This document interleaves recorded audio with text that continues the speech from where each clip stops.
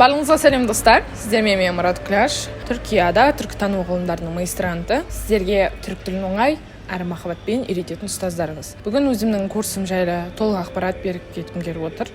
Ендеше бастайық. Менің курсым 2-2,5 айға жоспарланған. Бұл жерде әзірге тек қана 0-ден А1, А2 деңгейлеріне дейін оқытамыз. Егер қалаған адам B1, B2-ге дейін жалғастыра алады, сол курстан кейін жалғастырғысы келсе қалады, жалғастырғысы келмегендер жалғастырмайды деген сияқты. Бұл курс 5 бағытта жұмыс жасайды. Ең бірінші ол және негізгісі ол грамматика. Грамматикасыз тілді үйренем деген адам ол инструкцияны көрмей просто так бет алды бір нәрсені жасай берем деген сияқты меніңше. Өйткені сериалмен ғана тіл үйренем деген ол өте қате түсінік. Үйрене аласыз, үйренбейсіз емес, бірақ грамматика ол сауатты болудың жолы. Сауатты болу тіл үйренгенде өте қажет нәрсе. Өйткені ол деген біріншіден өзіңізге, екіншіден тілге құрмет. Сол үшін грамматиканы арнайы сіздерге видео сабақ арқылы түсіндіремін. Ол видео сабақта кәдімгі презентация жасалған, сіздерге конспект жасау үшін өте ыңғайлы. Мен тұрам бір жерде и жаңағы презентациясы бар. Презентациядан өздеріңізге қажетті ақпаратты дәптерлеріңізге мұқият жаза алсаңыздар болады. Сосын сол видеоның астында бір сайт бар, сайтқа кіресіздер, сол тақырыптың тапсырмасы болады. Арнайы сіздер үшін сол тақырыпқа байланысты құрылған тапсырмалар. Ол жерде бірден шығарып береді, дұрыс па жауабы, бұрыс па деген сияқты. Яғни мұғаліміңіздің жауабын күтіп отырмайсыз сандалып, маған қашан жауап береді, қашан қатем дұрыс айтты деген сияқты. Бірден қатеңізді дұрыстап көрсетеді. Сол жерден уже кемшілігіңізді, жіберген қатеңізді көресіз, келесе қайталамайтындай боласыз деген сияқты. Келесі, мен Түркияға өткен жылы келгенде үлкен түрік тілінің емтиханына кірген болатынмын. Неге? Өйткені Қазақстандағы любой жердегі сертификат Түркияда қабылданбайды. Тек қана шетелдіктерді түрік тіліне үйрететін орталықтарда, ресми орталықтардың сертификаты қабылданады да, кімде жоқ, сол кәдімгі үлкен емтиханға кіреді. Емтихан бірнеше этаптан тұрды. Бірінші грамматика, содан кейін тыңдалым, содан кейін жазылым, содан кейін ғана айтылым. Сол үшін 4 бағыттың барлығы керек болған соң, мен де сол 4 бағытты бұлжытпай өзімнің курсыма салдым. Ол жерде қандай нәрсе сұрады, қандай жүйе болды, соны алып келіп өзімнің курсыма қойдым. Өйткені маған көбінесе түрік тілін неге келеді үйренуге, Түркияға оқуға барсам екен деген сияқты. Сіздер осыны үйрену арқылы өз беттеріңізбен түрікше оқып, сосын оқуға түсе аласыздар. Өйткені мен соған ең қарапайым мысалмын. Мен бакалаврда да, магистратурада да өз бетіммен келіп тапсырып, өз бетіммен өткен болатынмын. Барлығы бірақ осы түрік тілін білгеннің арқасында. Сол себепті бірінші күні грамматика тапсырдым, менің курсымда да грамматика бар. Екінші, ол жерде тыңдалым болды. Тыңдалым адамға неге керек? Сіздің жаңа үйреніп жатқан тіліңіз түрік тілі ғой.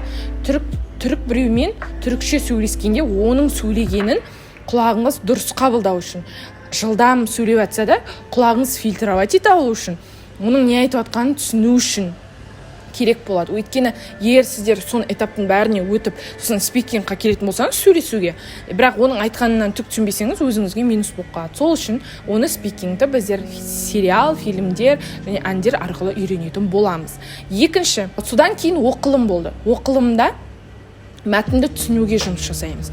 То есть оқыған мәтініңізді қаншалықты түсінесіз, қаншалықты өз түсінгеніңізді айтып бере аласыз, ол жердегі сұрақтарды қаншалықты талдай аласыз деген сияқты. Яғни бір мәтінді алып, кішкентай мәтіндерден хикаяларға дейін жұмыс істейтін боламыз. Бір мәтінді оқығанда ол жерде қандай мәлімет берілген, соны дұрыс түсіну, сауатты түсіну, сол мәтінді дұрыс түсіну және талдай алу қабілетін дамытамыз. Үшінші, жазылым. Ойыңызды сауатты жеткізе алу. Ойыңызды жазбаша түрде сауатты жеткізе алу үшін жазылым өте қажет. Неге? Өйткені ол жаңа мен өткен емтиханның 3-ші этабы болған болады. Ол жерде кәдімгідей қиын тақырыптарға эссе жазады.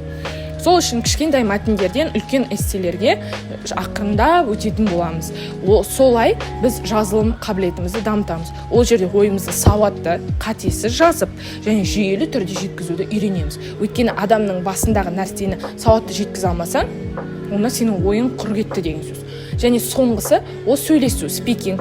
Ол енді ең соңғы және ең қиын этаптардың бірі. Өйткені түріктің өзімен сөйлесесің, ойыңды анық, еркін жеткізе алуың керек. Көбінесе адамдар тілді білсе де, носительдің өзімен сөйлескенде кішкене тартыншақтап, ұялшақтап сөйлей алмай қалады. Сол үшін еркін сезіну үшін жаңа курста группамен пакетті алатын болсаңыз, өзіңіздің группаңыз болады, кураторыңыз болады, еще түрікше өте жақсы білетін. Сол жерде ортаңыз болады. Сол жерде жаңағыны дамытып, сөйлесуіңізді дамытып, ой алмасып, үйренетін боласыз. Енді курста 2 түрлі пакет бар, әзірге соны айтып өтейін.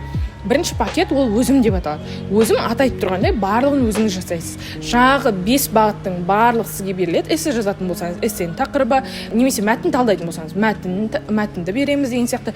Жай ғана барлығын өзіңіз орындайсыз, өз бетіңізбен. Сізге жөн беріп отыратын трекер болады. Жаңағыдай сұрақтарыңыз болса сұрасаңыз болады. Ал қалғандары жаңағыдай сабақ зуммен өтеді деген жоқ. Келесі пакет ол стандарт деп аталады. Ол жерде кураторыңыз болады. Как положено, аптасына 2 рет зуммен сабағыңыз болады.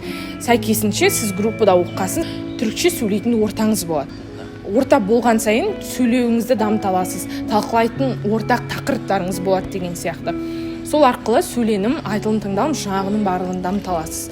Сіздер осы курсты алуға шешім қабылдап, пайдалы көрсеңіздер, сөздің соңында мынаны айтқым келеді. Мен мектепте де, университетте де қазіргі күнге дейін өте жақсы деген бағаға оқыған оқушымын, білім алушымын.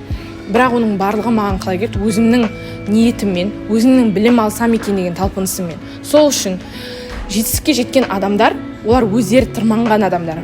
Біздер сіздерге бағыт береміз, біздер сіздерге тіл үйретеміз. Бірақ егер сіз еңбектенуге дайын болмасаңыз, ол біздің уже кінәміз емес. Сол үшін еңбектенуге дайын емес болсаңыз, ерінуге ғана дайын болсаңыз, онда тілді үйренуге әзірге сіз дайын емессіз деген сөз. Сол үшін тілді әрі сіздің көмегіңізбен, әрі өзімнің еңбекқорлығыммен үйренемін, өте жақсы деңгейде білемін, үйреніп шығамын деп ниеттенсеңіз, менің курсыма мархабат. Сіздермен болған Мұрат Күләш. Көріскенше күн жақсы.